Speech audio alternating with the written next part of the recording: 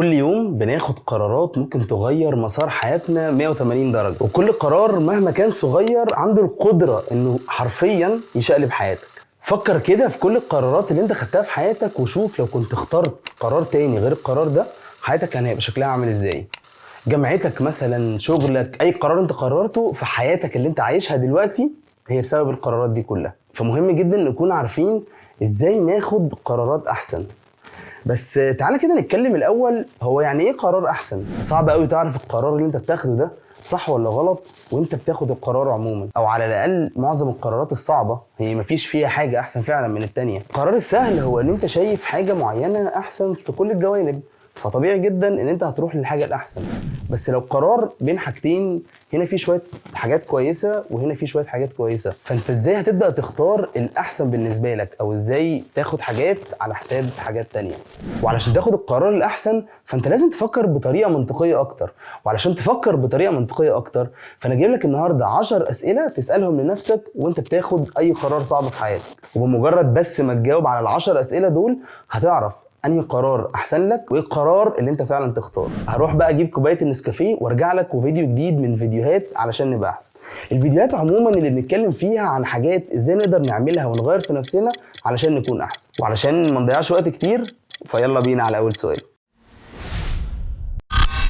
اول سؤال محتاج تساله لنفسك وانت بتاخد اي قرار عموما، هو انا بعد سنه ايه الحاجه اللي هندم اني ما بداتهاش النهارده؟ في مثل صيني كده قديم بيقول ان احسن وقت عشان تزرع شجره هو من 20 سنه، تاني احسن وقت هو دلوقتي.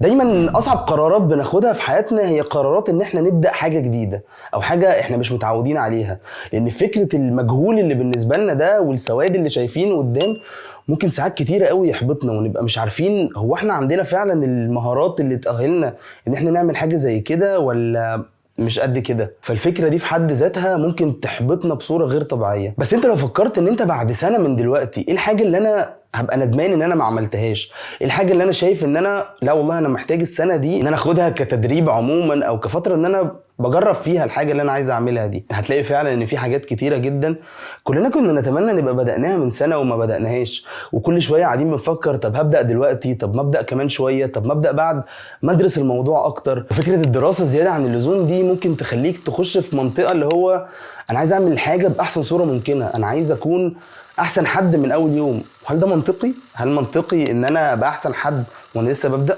اكيد لا، لان عشان تبقى احسن واحد محتاج في الاول تعمل حاجه وحشه، تعمل حاجه وحشه مره واتنين وتتعلم من الحاجات الوحشه دي. مهما خططت ومهما قعدت تقول انا هحط بلان لنفسي لمده سنه قدام وانا هعمل ايه كل يوم، مجرد ما بتبدا بس اي حاجه بيظهر لك مليون حاجه جديده، بيظهر لك حاجات انت مش متخيل اصلا ان هي موجوده، ده بس عشان انت بدات. فما تضيعش وقتك في ان انت تقعد تدرس الموضوع. ادرس الموضوع، دي حاجه طبيعيه جدا ان انت تبقى عارف حتى ازاي تبدا كبدايه، لكن ما تفضلش تحلم لقدام كتير قوي، لان في الاخر انت كده كده هتبدا وحش. خططت ما خططتش ايا كان اللي انت عملته، فانت غالبا اول ما بتبدا في اوحش صوره ممكنه. فتقبل ده، تقبل ان انت مش هتبدا احسن واحد، وفي نفس الوقت انا هاخد خطوات صغيره علشان اوصل للي انا عايز اوصل له. يعني مثلا تخيل كده ان انت عايز تتعلم لغه جديده، هل ينفع بعد يوم ولا شهر ولا حتى سنه ان انت تتكلم زيك زي الناس اللي اتولدت في البلاد اللي هي بيتكلموا اللغه دي؟ اكيد لا، لازم تبدا في الاول واحده واحده، وتبدا غلط وتتلخبط ومخارج الحروف ما تبقاش احسن حاجه بالنسبه لك، لان ده طبيعي لان انت لسه بادئ. بس في نفس الوقت انت لو ما عملتش الحاجات دي عمرك ما هتبقى كويس، او عمرك ما هتبقى في المستوى اللي انت عايز توصل له. فتقبل جدا فكره ان انا علشان ابقى كويس في اي حاجه بعد سنه لازم ابدا النهارده، لازم ابدا النهارده وابدا وحش كمان. تاني سؤال او تاني حاجه عموما لازم تيجي في دماغك وانت بتاخد اي قرار، هي فكره غريبه شويه بس تخيل كده معايا اكتر شخص انت بتثق فيه. تخيلته؟ تخيل بقى ان انت بتسأله سؤال في الحاجة اللي انت عايز تبدأها او في القرار اللي انت عايز تاخده ده عموما، مش لازم تسأله هو شخصيا، بس تخيل في دماغك ان انت بتسأله وشوف كده هو هيرد عليك هيقولك ايه. طبعا كل ده جوه دماغك، والقرار اللي هو هيقوله لك ده هو ده القرار اللي طالع من جواك فعلا. ساعات كتيرة بنضحك على نفسنا وبنفضل نطلع اعذار لنفسنا، ولو في مثلا قرار بين حاجتين قدامنا وعايزين ناخد قرار فيهم ما بنبصش للموضوع بصورة من بعيد، انت محتاج دايما تبص من فوق كده علشان تشوف ايه القرار الاحسن بالنسبة لك. ساعات كتيرة من كتر ما احنا بنبقى جوه الموضوع نفسه ما بنفكرش بطريقة موضوعية او ما بنفكرش بطريقة منطقية عموما، وبنسيب احاسيسنا تتغلب على الموضوع. في طريقة كويسة جدا بتخليك ان انت تفكر بموضوعية جدا، هي طريقة مشهورة اسمها السيكس ثينكينج هات، او اللي هم الست طواقي عموما، ان انت محتاج عشان تاخد اي قرار تلبس 6 طواقي. يعني الموضوع هو مجازي اكتر، فتخيل كده ان انت بتلبس 6 طواقي. فيعني مثلا اول طاقية عندنا هي الطاقية البيضاء. الطاقية البيضاء هو طبعا مفيش اي ترتيب للطواقي عموما، انت ترتبهم باي ترتيب انت عايزه، بس مجرد معرفتك بالطواقي دي بتمثل ايه. فلما تتخيل كده ان انت لبست الطاقية البيضاء، الطاقية البيضاء هنا بتقول هي طاقية الحقائق او طاقية الانفورميشن او المعلومات عموما اللي عندك. فتبتدي تبص على الموضوع او على القرار اللي انت عايز تاخده ده بس من وجهة نظر المعلومات، من وجهة نظر الحقائق اللي موجودة في الموضوع ده. بعدين بتشيل الطاقية البيضاء وتلبس الطاقية الحمراء. الطاقية الحمراء اللي هي ليها علاقة بالعاطفة بتاعتك، احساسك انت للموضوع عامل ازاي، او احساسك انت للقرار ده عامل ازاي، بغض النظر بقى ساعتها عن الفاكتس او عن المعلومات اللي عندك، انت نفسك حاسس كده بايه في القرار اللي انت عايز تاخده ده. وبعدين بتقلع الطاقيه الحمراء وبتلبس مثلا طاقيه اللي هي الطاقيه الصفراء، مثلا الطاقيه الصفراء بتاعت الفرص، بتاعت ايه الحاجه الكويسه اللي ممكن تحصل في القرار ده. يعني انت لو بتاخد قرار معين ايه الحاجات اللي هتحصل هتبقى كويسه. بغض النظر بقى عن كل حاجة تانية، انت بتفضي دماغك خالص من كل حاجة وتركز بس في الفرص اللي موجودة في القرار اللي انت بتاخده ده. بعدين بتقلع مثلا الصفرة وتلبس الطاقية السوداء. السوداء بقى اللي هي عكس الصفرة، اللي هي فكرة ايه اوحش حاجه ممكن تحصل، ايه الحاجات الوحشه عموما اللي ممكن تحصل. يعني هنا بتاخد دور اكتر الجادج بقى او القاضي، او ان انت بتكون جادجمنتال عموما على القرار اللي انت بتاخده ده. تبدا تشوف ايه الحاجات الوحشه، او زي ما بيقولوا كده ممكن تبقى اللي هو محامي الشيطان يعني، وتفكر بالتفكير ده طول ما انت لابس الطاقيه دي. وبعدين بتقلع الطاقيه السوداء وتلبس الطاقيه الخضراء، دي اللي هي الطاقيه الخامسه، الطاقيه الخضراء. الطاقيه الخضراء دي بقى بتاعت ان انت ازاي تفكر بره الصندوق. يعني مثلا انت بتختار بين قرارين، طب ايه اللي هيحصل لو اخترت قرار ثالث او قرار رابع او حاجه عامه مختلفه عن الوضع اللي انت فيه او عن الحاجه اللي انت فيها. فتبدا هنا تفكر في افكار جديده او افكار مختلفه عموما، وتشوف اذا كانت دي حاجه عجباك ولا لا، انا خليني في القرارين بتوعنا في الاخر. وبعد ما بتقلع الطاقيه الخضراء بتلبس الطاقيه الزرقاء. والطاقيه الزرقاء هنا هي لازم تكون اخر طاقيه انت بتلبسها. يعني ال5 طواقي الاولانيين مش لازم يبقى ليهم ترتيب معين، بس لازم تخلص بالطاقيه الزرقاء. الطاقيه الزرقاء هنا زي طاقيه المدير، انت بتسمع لكل ال5 اراء اللي انت شفتهم وبتاخد قرارك انت في الاخر بناء بقى على كل الاحاسيس والمعلومات والفرص وكل الحاجات اللي انت فكرت فيها دي. تبدا هنا ساعتها تاخد القرار. هي فكره الطواقي دي عموما الناس بيعملوها علشان يخرجوا نفسهم من جوه المشكله، ويبتدوا يبصوا على الموضوع من وجهات نظر مختلفه، بدل ما انت على طول شايف الموضوع من وجهه نظر واحده ومش قادر تسمع وجهات النظر التانية، ومش قادر لو انت شايف الموضوع كويس مش قادر تشوف هو ايه الوحش. لا، انت في الفتره دي بقى لما بتيجي تلبس الطاقيه السوداء هتشوف الجانب الوحش في القرار اللي انت ناوي تاخده ده. والعكس طبعا موجود، يعني لو انت على طول شايف ان القرار اللي انت بتاخده ده مش احسن قرار في الدنيا، فبرضه مجرد ما انت بتلبس الطاقيه الصفراء فانت بتشوف ايه الفرص اللي موجوده في القرار اللي مش عاجبني ده. فنرجع كده بقى للموضوع الاولاني، هي فكره ان انت تسال حد انت بتثق فيه جوه دماغك. هنا برضه نفس الفكره، هي فكره الموضوعيه، او ان انت بتخرج نفسك من الحدث وكانك بتسال حد بره الموضوع. فالاحساس اللي بيبقى طالع من جواك او رد الشخص اللي جوه دماغك ده بيكون هو الرد اللي هو فعلا انت عايز توصل له، بس انت مش عارف علشان منخرط قوي في الموضوع اكتر من اللازم. نيجي بعد كده لثالث سؤال المفروض تساله لنفسك وانت بتاخد اي قرار، وهو ببساطه هو ايه خطوره اني ما اعملش حاجه. دايما اول حاجه بنفكر فيها لما بنيجي بناخد خطوه جديده هو ايه الريسك اللي هعمله وانا باخد الخطوه دي، او ايه الخطوره في الحاجه اللي انا هعملها دي. بس عمرك كده فكرت هو انت ايه الريسك اللي بتعمله لو ما عملتهاش؟ فكره ان انت ما تاخدش خطوه او ما تبتديش في اي حاجه او ما تعملش حاجه عموما، هو ده في حد ذاته انت بتاخد قرار ان انت ما تعملش حاجه. فزي ما في ريسك او في خطوره عموما على حاجه انت بتعملها، هو في خطوره برضو على حاجه انت ما بتعملهاش. فمهم جدا دايما تسال نفسك هو انا لو قعدت وما عملتش الحاجه دي او ما عملتش حاجه عموما ومفسي دماغي ومريح دماغي كده والدنيا لذيذه، هل في خطوره عموما ان انا ما اوصلش اللي انا عايز اوصل له؟ غالبا مش هتوصل، لان انت مش هتعمل حاجه. فلازم تفكر كويس قوي وتحارب الشخص اللي جواك وانت بتاخد اي قرار اللي بيقول لك ما تعملش او ملوش لازمه او ما تبداش وحش او ايا كان، ان انت بفكره بس ان في خطوره لمجرد ان انت قاعد مكانك، انت عمرك ما هتتحرك لقدام. ممكن تبدا وتغلط وتفشل، ودي حاجه في حد ذاتها طبيعيه، بس مجرد بس ان انت قاعد مكانك وما بتعملش اي خطوه، اعتقد ده في حد ذاته اصعب بكتير جدا من ان انت تبدا اي حاجه وتفشل فيها. رابع حاجه محتاج تسالها لنفسك وانت بتاخد اي قرار، هو ايه المبادئ اللي انا ماشي بيها، او ايه الاهداف اللي انا عايز اوصل لها. فكر كده في اخر قرار صعب خدته، وشوف ايه الحاجات اللي انت اقنعت نفسك بيها وهي دي مبادئك، هو ده انت، هو دي الحاجات اللي انت ماشي بيها في الدنيا عامه.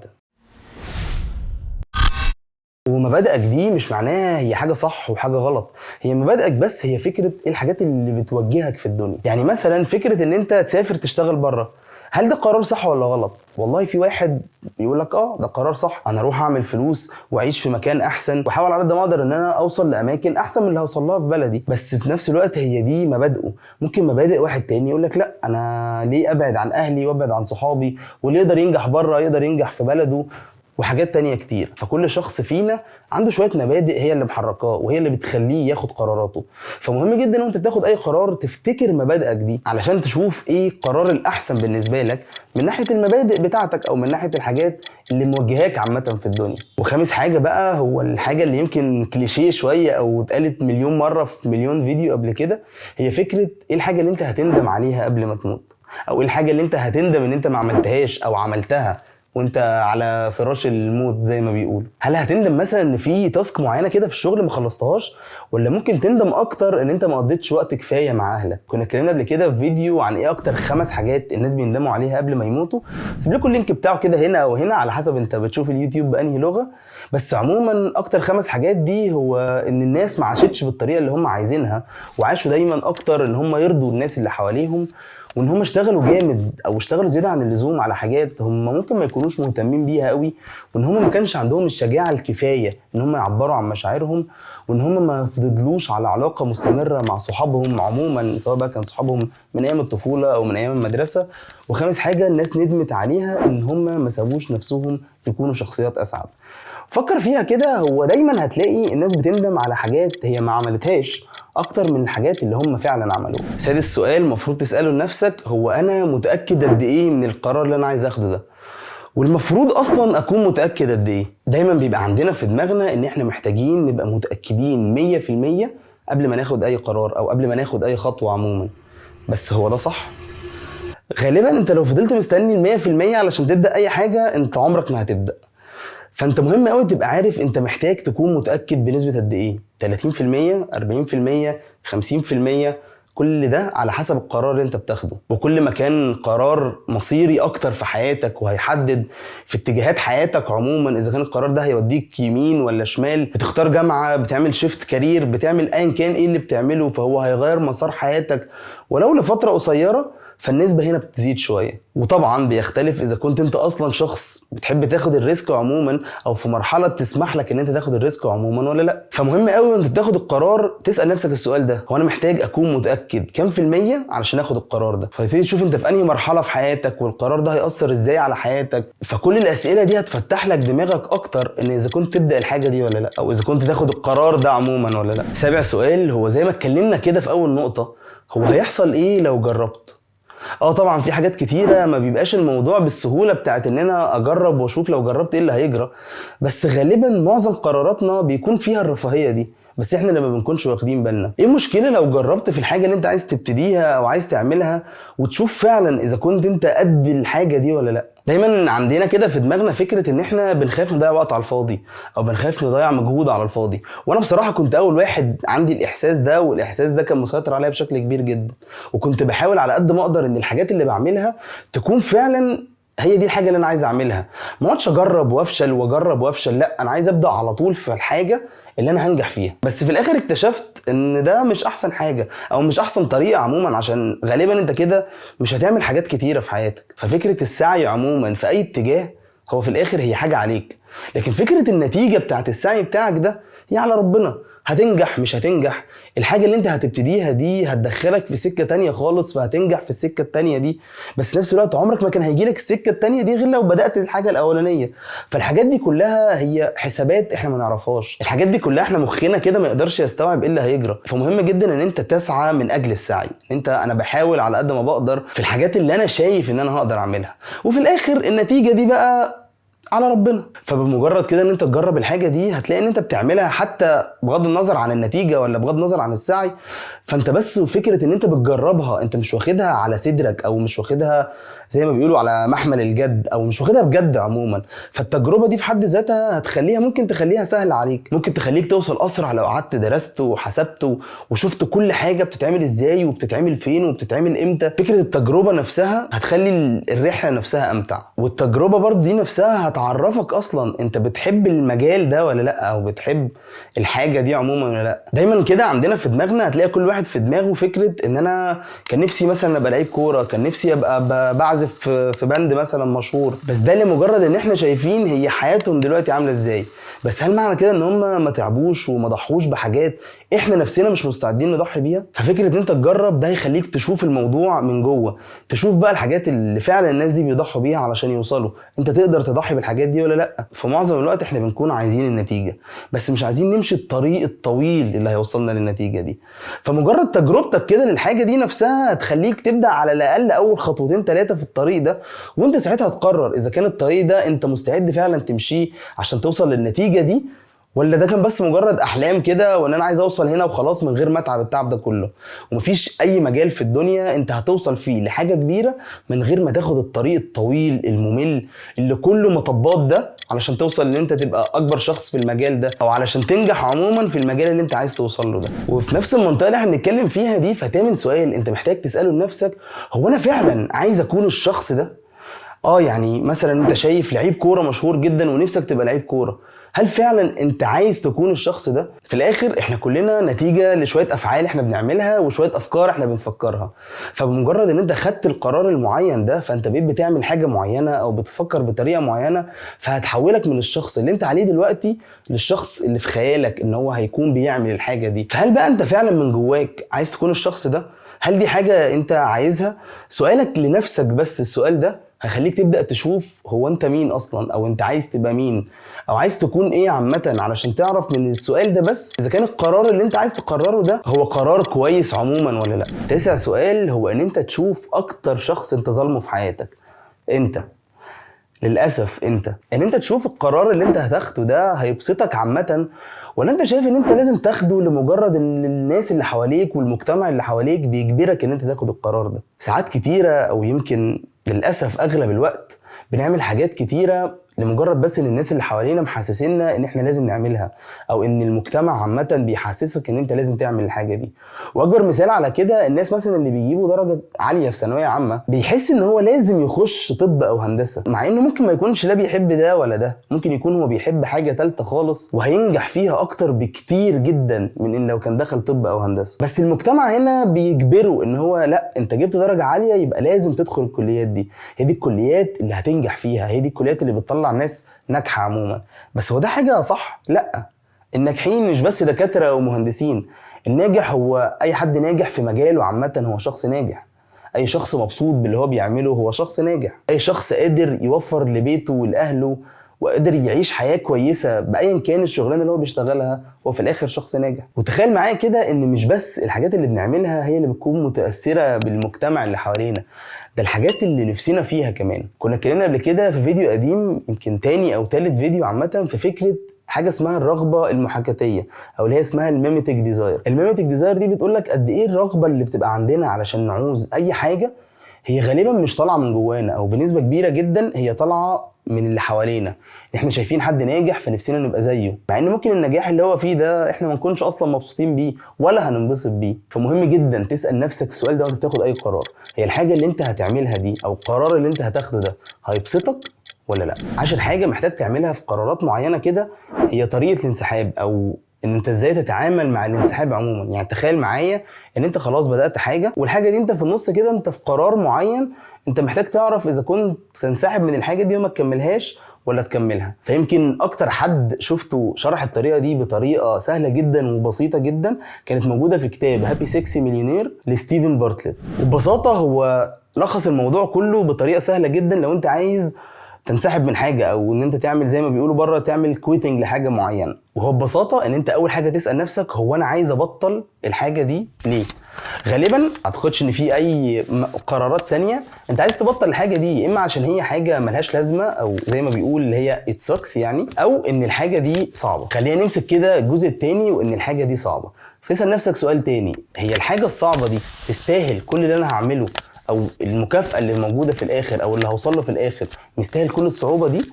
لو مستاهل يبقى كمل في اللي انت فيه ما توقفش، لو لا خلاص وقف. طب نرجع بقى للجزء الاولاني، لو الحاجه اللي انت بتعملها دي اي كلام او ملهاش لازمه، فتسال نفسك هنا هل انا اقدر ان انا احط قيمه للحاجه دي، للحاجه اللي بعملها دي، واخليها فعلا ليها لازمه؟ لو لا ما تقدرش خلاص يبقى بطلها. لو يبقى تسال نفسك اخر سؤال، هل الموضوع مستاهل ان انا احط لها القيمه دي؟ لو لا مش مستاهل يبقى خلاص ملهاش لازمه وتبطلها. لو مستاهل ان انت تحط لها قيمه وفي نفس الوقت تخليها ليها فايده، مش ان هي حاجه ملهاش لازمه وخلاص، يبقى كمل فيها. هي طريقه سهله كده وبسيطه، ولو فكرت فيها هتلاقي ان هم 3-4 اسئله بس وبتمشي فيها بسرعه جدا علشان تشوف فعلا اذا كان الحاجه اللي انت بتعملها دي مستاهله ولا لا. فتوسع مداركك اكتر كده وتشوف انت عايز تبطلها ليه، او ايه الحاجه اللي مخلياك عايز تبطلها. لان ساعات كتيره واحنا بنبطل اي حاجه بنقنع نفسنا ان هي ملهاش لازمه، لكن في الحقيقه هي ممكن يكون ليها لازمه بس هي صعبه شويه او بتحتاج مجهود اكتر من الطبيعي شويه. فلما تسال نفسك شويه الاسئله دي هتلاقي ان انت مخك اتفتح بصوره معينه، وبدات تشوف الحاجه دي او بدات تشوف الحاجه اللي انت عايز تبطلها دي بصوره اكبر شويه.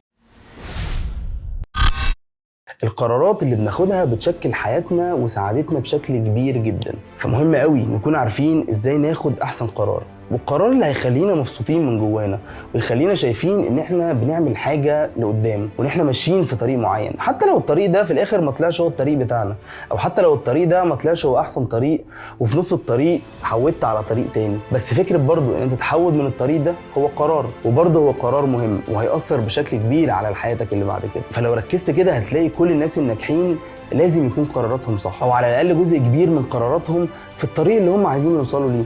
مش شرط يكون هو ده الطريق الصح بالنسبه لك، ومش شرط يكون الطريق اللي انت اخترته هو صح برضه بالنسبه لك، بس اهم حاجه ان انت على الاقل بتحاول، ان انت مش واقف مكانك. لان زي ما قلت لك فكره ان انت ما تاخدش اي خطوه هو في حد ذاته برضه قرار. بس كده، لو عجبك الفيديو ما تنساش تعمل لايك علشان فعلا اللايك بيساعد ان الفيديو يوصل لاكبر عدد ممكن من الناس، وتعمل سبسكرايب لو انت مهتم فعلا بالمحتوى ده، وتشغل الجرس عشان يوصلك كل الفيديوهات الجديده اول ما بتنزل. اشوفكم في فيديو جديد، سلام.